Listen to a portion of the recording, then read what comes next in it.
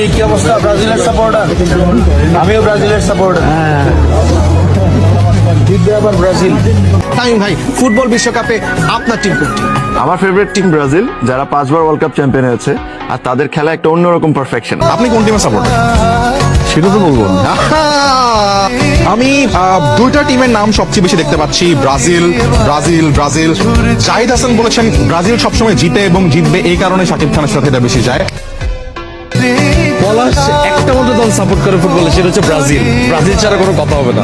সবসময় ব্রাজিল, ভবিষ্যতেও Brazil. Brazil সবসময় সাপোর্ট করবো, হারলেও ব্রাজিল, জিতলেও ব্রাজিল। সাপোর্ট করো আর্জেন্টিনা নাকি ব্রাজিল নাকি পর্তুগাল জার্মান কোনটা? পৃথিবীর সব সুন্দর মেয়েরা একটা দলই সাপোর্ট করে, ব্রাজিল।